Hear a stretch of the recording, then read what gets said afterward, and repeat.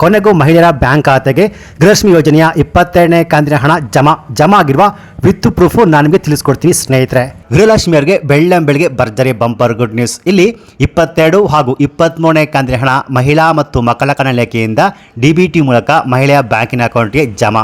Finance department ಅಂದರೆ FD ಇಂದ already ಮಹಿಳಾ ಮತ್ತು ಮಕ್ಕಳ ಕಲ್ಯಾಣ ಇಲಾಖೆಗೆ ಹಣ ವರ್ಗಾವಣೆ ಆಗಿ ಮಹಿಳಾ ಮತ್ತು ಮಕ್ಕಳ ಕಲ್ಯಾಣ ಇಲಾಖೆಯಿಂದ ಮಹಿಳೆಯರ ಬ್ಯಾಂಕಿನ ಅಕೌಂಟ್ಗೆ ಈಗ ಆಲ್ರೆಡಿ 22ನೇ ಕಂತಿನ ಹಣ ಜಮಾ ಆಗಿದೆ ಅಂತ ಅನೇಕ ಮಹಿಳೆಯರು ಕೂಡ ಕಾಮೆಂಟ್ಸ್ ಅನ್ನು ಮಾಡ್ತಾನೆ ಇದ್ದಾರೆ. ಸೊ ಹಾಗಾದ್ರೆ 22ನೇ ಕಂತಿನ ಹಣ ಯಾವೆಲ್ಲ ಜಿಲ್ಲೆಯ ಮಹಿಳೆಯ ಬ್ಯಾಂಕಿನ ಅಕೌಂಟ್ಗೆ ಜಮಾ ಆಗಿದೆ, ಹಾಗೆಯೇ ಇನ್ನು ಬಾಕಿ ಉಳಿದ ಜಿಲ್ಲೆಗಳಿಗೆ ಯಾವತ್ತಿನಿಂದ ಜಮಾ ಆಗುತ್ತೆ, ಸೊ ಹಾಗೆಯೇ ಇಲ್ಲಿ ಎಷ್ಟು ಹಣ ಜಮಾ ಆಗಿದೆ, ಹಾಗೆಯೇ ಇನ್ನು ಮುಂದೆ 10 ಲಕ್ಷಕ್ಕಿಂತಲೂ ಅಧಿಕ ಮಹಿಳೆಯ ಬ್ಯಾಂಕಿನ ಅಕೌಂಟ್ಗೆ ಗೃಹಲಕ್ಷ್ಮಿ ಯೋಜನೆಯ ಯಾವುದೇ ಕಂತುಗಳು ಹಣ ಜಮಾ ಆಗೋದಿಲ್ಲ.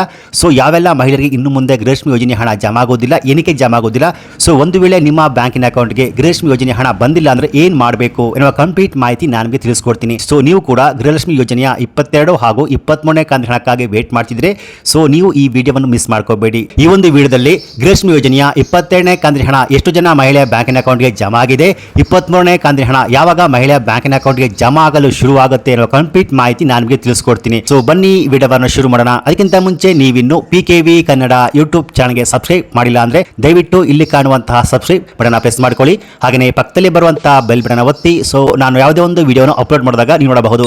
ಹೌದು ಸ್ನೇಹಿತರೆ, ಇಷ್ಟು ದಿನ ಗೃಹಲಕ್ಷ್ಮಿ ಯೋಜನೆಯ 22ನೇ ಕಂತಿನ ಹಣಕ್ಕಾಗಿ ವೇಟ್ ಮಾಡ್ತಿರುವ ಮಹಿಳೆಯರಿಗೆ ಕೊನೆಗೂ ಈಗ 22ನೇ ಕಂತಿನ ಹಣ ಜಮಾ.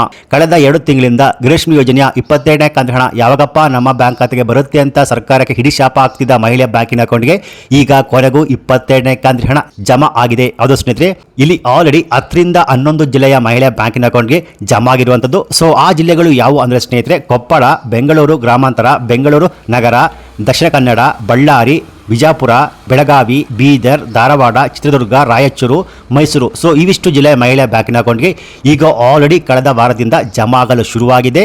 ಸೊ ನಿನ್ನೆ ಕೂಡ ಜಮಾ ಆಗಿದೆ, ಇವತ್ತು ಕೂಡ ಜಮಾ ಆಗುವಂತದ್ದು. ಸೊ ಬಾಕಿ ಉಳಿದ ಮಹಿಳೆಯ ಬ್ಯಾಂಕಿನ ಅಕೌಂಟ್ಗೆ ಜಮಾ ಆಗ್ತಾನೆ ಇದೆ. ಸೊ ಒಂದು ವೇಳೆ ನಿಮ್ಮ ಬ್ಯಾಂಕಿನ ಅಕೌಂಟ್ಗೆ ಜಮಾ ಆಗಿಲ್ಲ ಅಂದ್ರೆ ಏನು ಮಾಡಬೇಕು ಅಂದ್ರೆ ಸ್ನೇಹಿತರೆ, ಸೊ ನೀವು ಕಡ್ಡಾಯವಾಗಿ ನಿಮ್ಮ ಬ್ಯಾಂಕಿನ ಅಕೌಂಟ್ಗೆ ಹೋಗ್ಬಿಟ್ಟು ನಿಮ್ಮ KYC ಅಪ್ಡೇಟ್ ಆಗಿದೆಯಾ, ಆಧಾರ್ ಕಾರ್ಡ್ ಅಪ್ಡೇಟ್ ಆಗಿದೆಯಾ, ಅಂದರೆ ನಿಮ್ಮ ಆಧಾರ್ ಕಾರ್ಡ್ ಪಡೆದುಕೊಂಡು 15 ವರ್ಷ ಆಗಿದ್ರೆ ಆ ಆಧಾರ್ ಕಾರ್ಡ್ನಲ್ಲಿ ನಿಮ್ಮ ಫೋಟೋ, ಅಡ್ರೆಸ್ಸು, ವಿಳಾಸ, ಮೊಬೈಲ್ ನಂಬರ್ನ ಚೇಂಜ್ ಆಗಿದೆ ಅದನ್ನು ತಿದ್ದುಪಡಿ ಮಾಡಿಕೊಳ್ಳಿ.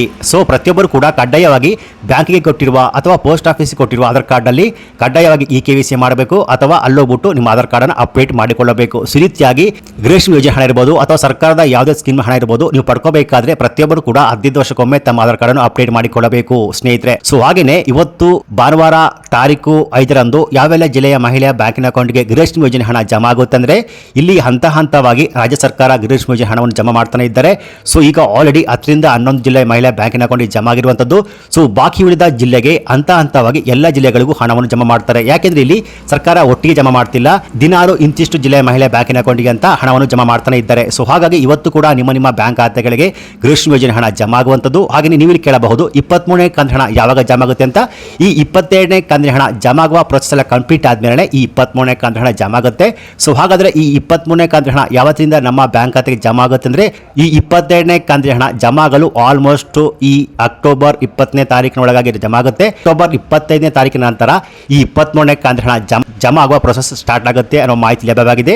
ಸೊ ಹಾಗಾಗಿ ಇವತ್ತು ಕೂಡ ನಿಮ್ಮ ಬ್ಯಾಂಕ್ ಖಾತೆಗಳಿಗೆ 100% ಗೃಹಲಕ್ಷ್ಮಿ ಯೋಜನೆಯ 22ನೇ ಕಂತಿನ ಹಣ ಜಮಾ ಆಗುತ್ತೆ. ಸೊ ಹಾಗೆಯೇ ಇನ್ನು ಮುಂದೆ ಗೃಹಲಕ್ಷ್ಮಿ ಯೋಜನೆ ಹಣ 10 ಲಕ್ಷಕ್ಕಿಂತಲೂ ಅಧಿಕ ಮಹಿಳಾ ಬ್ಯಾಂಕಿನ ಅಕೌಂಟ್ಗೆ ಜಮಾ ಆಗೋದಿಲ್ಲ. ಸೊ ಏನಕ್ಕೆ ಜಮಾ ಆಗೋದಿಲ್ಲ ಅಂದರೆ ಯಾರು BPL ರೇಷನ್ ಕಾರ್ಡ್ ಪಡೆದುಕೊಂಡು IT GST ಫೈಲ್ ಮಾಡ್ತಿದ್ರು ಅಂಥವರ ಬ್ಯಾಂಕಿನ ಅಕೌಂಟ್ಗೆ ಇನ್ನು ಮುಂದೆ ಗೃಹಲಕ್ಷ್ಮಿ ಯೋಜನೆ ಹಣ ಬರುವುದಿಲ್ಲ. ಜೊತೆಗೆ ಹಾಗೆಯೇ ಕಳೆದ 3 ತಿಂಗಳಿಂದ BPL ರೇಷನ್ ಕಾರ್ಡ್ ಪಡೆದುಕೊಂಡು ನ್ಯಾಯಬೆಲೆ ಅಂಗಡಿಯಲ್ಲಿ ಅಕ್ಕಿಯನ್ನು ಪಡೆದುಕೊಂಡಿರುವ ಅವರು ಕೂಡ BPL ರೇಷನ್ ಕಾರ್ಡ್ ಕ್ಯಾನ್ಸಲ್ ಆಗಿ ಅವರಿಗೆ APL ರೇಷನ್ ಕಾರ್ಡ್ ಸಿಗುವಂಥದ್ದು. ರಾಜ್ಯ ಸರ್ಕಾರ ಜಾತಿ ಗಣಗಣತಿ ಮಾಡ್ತಾನೆ ಇದ್ದಾರೆ. ಸೊ ಈ ಜಾತಿ ಗಣಗಣತಿಯಲ್ಲಿ ನಿಮ್ಮ ಮನೆಯಲ್ಲಿ IT GST ಫೈಲ್ ಮಾಡ್ತೀರಾ ಎನ್ನುವ ಪ್ರತಿಯೊಂದು ಮಾಹಿತಿಯನ್ನ ಕಲೆಕ್ಟ್ ಮಾಡಿಕೊಂಡು ನಿಮ್ಮ ಮನೆಯಲ್ಲಿ ಯಾರಾದರೂ ವೈಟ್ ಬೋರ್ಡ್ 4 ಚಕ್ರದ ವಾಹನ ಇದ್ರೆ IT GST ಫೈಲ್ ಮಾಡ್ತಿದ್ರೆ ನಿಮ್ಮ BPL ರೇಷನ್ ಕಾರ್ಡ್ ಕ್ಯಾನ್ಸಲ್ ಆಗಿ ಅದು APL ರೇಷನ್ ಕಾರ್ಡ್ ಆಗಿ ಸಿಗುವಂತದ್ದು ಸ್ನೇಹಿತರೆ. ಸೊ ಈ ರೀತಿಯಾಗಿ ಗೃಹಲಕ್ಷ್ಮಿ ಯೋಜನೆ ಹಣಕ್ಕಾಗಿ ವೇಟ್ ಮಾಡಿದವರಿಗೆ ಈ ಮಾಹಿತಿ ಒಂದು ಗುಡ್ ನ್ಯೂಸ್, ಇನ್ನೊಂದು ಬ್ಯಾಡ್ ನ್ಯೂಸ್ ಅಂತಾನೆ ಹೇಳಬಹುದು.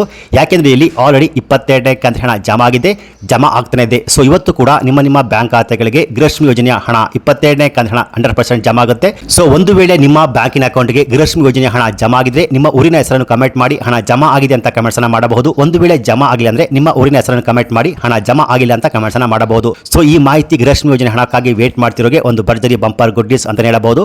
ಸೊ ಈ ಮಾಹಿತಿ ನಿಮಗೆ ಇಷ್ಟ ಆಗಿದ್ರೆ ಈ ವಿಡಿಯೋವನ್ನು ಗೃಹಲಕ್ಷ್ಮಿ ಯೋಜನೆ ಹಣ ಪಡೆದಿರುವ ಎಲ್ಲ ಮಹಿಳೆಗೆ ಶೇರ್ ಮಾಡಿ. ಹಾಗೆಯೇ ಇದೇ ರೀತಿಯಾದ ಸರ್ಕಾರಿ ಮಾಹಿತಿಗೆ ಕೂಡಲೇ PKV ಕನ್ನಡ ಯೂಟ್ಯೂಬ್ ಚಾನಲ್ಗೆ ಸಬ್ಸ್ಕ್ರೈಬ್ ಮಾಡಿ ಸಪೋರ್ಟ್ ಮಾಡಿ. Thanks for watching.